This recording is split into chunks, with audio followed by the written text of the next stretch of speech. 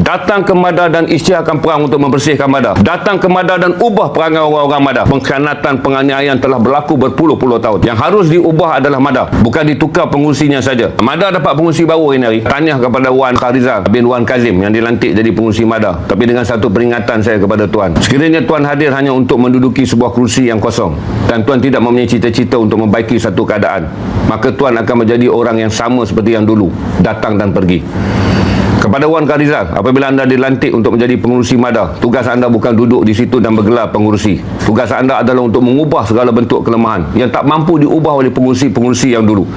Kerana sifat orang yang datang menjawat jawatan sebagai pengurusi ataupun kemudiannya menjadi apa-apa jawatan dalam agensi kerajaan, mereka hanya duduk dan melihat keadaan kerana takut untuk mengubah keadaan. Kerana kuasa sesebuah kementerian haruslah diubah dengan membetulkan agensi tersebut. Penyakit yang ada bukan penyakit orang politik. Ini adalah penyakit orang yang berada dalam tempat kamu menjadi pengurusi. Mereka adalah orang yang selamanya tahu kamu akan dipersalahkan jika berlaku sesuatu. Mereka mengulangi perangai yang sama. Dan kalau kamu masuk sebagai pengurusi tanpa pengalaman, kamu hanya seorang ahli politik. Dan kamu masuk dalam keadaan kamu hanya nak duduk di situ dan pasukan Madar menjadi sebahagian daripada pasukan kamu, maka kamulah yang akan mengikut mereka. Kamulah kemudian akan diperintah oleh mereka. Dan kamulah kemudian menjadi alat mereka. Itu penilaian kepada orang politik kalau kamu masuk ke dalam agensi yang sebenarnya kekuatan dan rantaian yang telah menjadi cara dan budaya kerja mereka tak dapat kamu perbaiki. Kamu bukan pengurusi, kamu adalah hamba kepada Madar. Dan kalau kamu orang terbaik, kamulah yang akan mengubahnya tanpa rasa takut. Saya bekerja dengan agensi kerajaan, saya tengok datang dan pergi pengurusi. Dan semua pengurusi biasanya memegang jawatan dalam keadaan aku hanya pengurusi. Dengarlah semua pandangan orang-orang yang akan melaporkan semua benda betul pada pengurusi. Sedangkan pengurusi tak tahu di bawah pengkhianatan, penganiayaan telah berlaku berpuluh-puluh tahun. Yang harus diubah adalah Madar, bukan ditukar pengurusinya saja. Datang ke Madar dan isytiharkan perang untuk membersihkan Madar. Datang ke Madar dan isytiharkan perang untuk menjadikan Madar adalah sebagai benda yang betul. Datang ke Madar dan ubah perangai orang-orang Madar. Dan kalau kamu datang hanya untuk mendapat jawatan pengurusi dan kemudian menunggu dikekalkan jadi calon pilihan raya, kamu tak mau bergaduh dengan orang sebab kamu nak jaga kerusi politik kamu, maka kekallah di situ.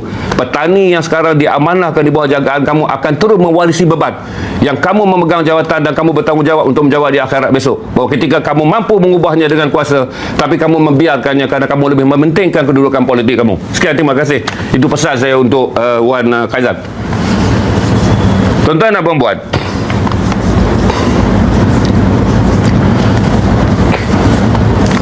itu pesan saya. Kena nada, kena tegas. Kadang nanti pengurusi semua sama.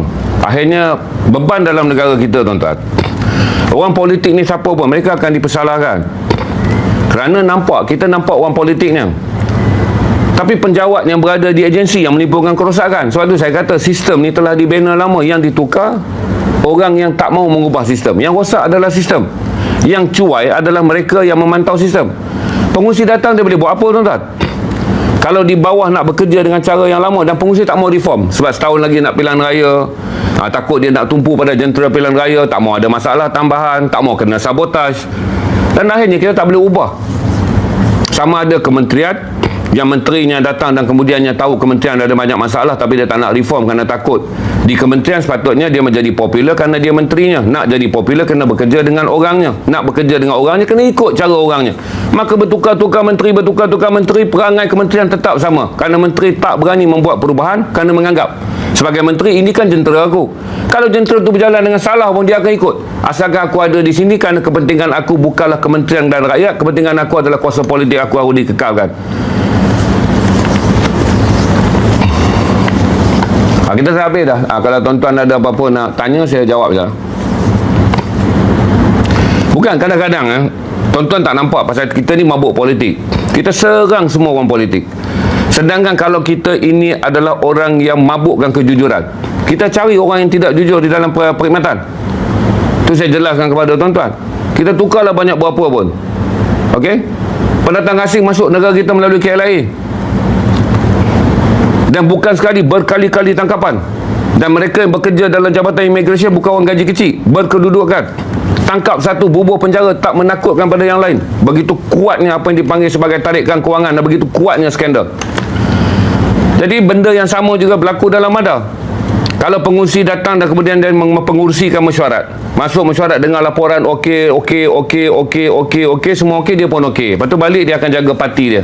Fikir sama ada pencalonan ni dia menang atau tidak. Undi mana dia nak bertanding, kawasan mana nak bertanding. Jadi dia hadir sebulan sekali. Asyik kena tipu dengan laporan. Dia hadir sebulan sekali, asyik kena kencing dengan apa-apa yang dipanggil sebagai laporan kertas. Sebab dia pun tak ada jiwa. Dia hanya berada di situ kerana kedudukan ke kanan dia. Dia tak ada jiwa pun nak membantu petani. Kalau dia tak ada jiwa, itu yang menjadi susah.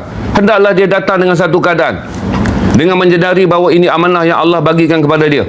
Kerana dia pun datang daripada parti amanah. Dan apakah amanah yang paling besar? Adalah tentang nasib 40,000 petani yang sekarang melalui titik genting kerana kecuaian di dalam pembekalan bajet pasal 3. Dan kalaulah dia pegang benda ini sebagai prinsip untuk menjadi pemimpin, nescaya seburuk-buruk hidup dia pun Allah telah meletakkan dia di tempat sebagai pemimpin. Kalau dia datang hanya untuk mengekalkan kedudukan dia sebagai pemimpin saja, jadilah kamu pemimpin di dunia. Di akhirat jawablah kamu dengan kuasa yang kamu ada, tapi kamu tidak melaksanakan tanggungjawab. Kamu hanya melaksanakan kerja untuk mengekalkan diri kamu sebagai pemimpin, tapi kamu tidak melindungi orang sepatutnya kamu lindung ketika kamu mempunyai kuasa sebagai pemimpin.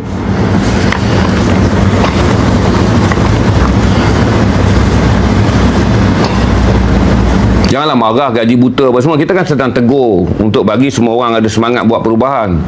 Tuan-tuan duk maki pula. Tuan-tuan doakanlah semoga jadi benda ni. Setiap orang yang datang, orang Melayu apabila mendapat kuasa pimpinan, dia ada rasa kasih dan rasa sayang untuk menggunakan kuasa dia. Sebab kita tak pernah tegur harapan kita pada pemimpin. Kita hanya menegur, sokong je pemimpin. Maki pembangkang, sokong pemimpin kita. Maki pemimpin kerajaan, sokong pemimpin bangkang. Hinggalah kita tak tahu pemimpin itu apa. Menjadikan akhirnya pemimpin tak tahu apa yang rakyat nak daripada dia, kerana rakyat menunjukkan tak setia, ahli parti menunjukkan sangat setia yang berbetul-tuli. Jadi bila lama dah kita tak menyatakan pada pemimpin, kamu walaupun datang di bawah politik, parti politik kamu bertanding, tetap rakyat menyimpan harapan. Kamu adalah orang tempat kami boleh berlindung untuk mendapat keadilan. Kamu adalah tempat yang boleh kami berlindung untuk mendapat kesamarataan. Kamu adalah tempat yang boleh kami berlindung untuk keluar daripada penganiayaan.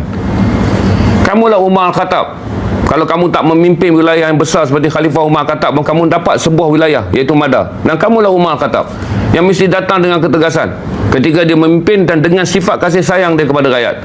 Malam berjalan melihat hinggalah tahu dia bahawa Baitul Mal yang berada di bawah pimpinan dia masih lagi ada orang Islam yang buluh pada zaman dia. Itu kata dalam catatan Saidina Saidina Umar Al-Khattab yang kita baca.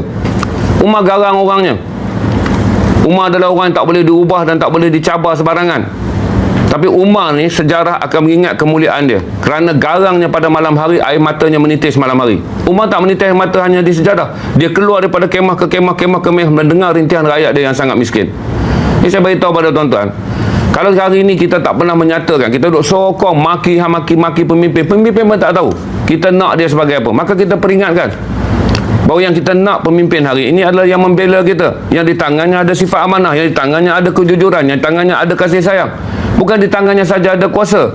Kalau tidak tuan-tuan, pemimpin ini akan terbuai mimpi dengan mengatakan di kita ni adalah orang tak setia pada dia melalui parti, apa jadi pun dia ada pengikut. Maka akhirnya pemimpin hanya menoleh untuk menambahkan pengikut, menambah pengikut. Negara akan lingkup tuan-tuan jika rakyatnya terlampau ramai yang tak setia tapi negara tak ada hala tuju.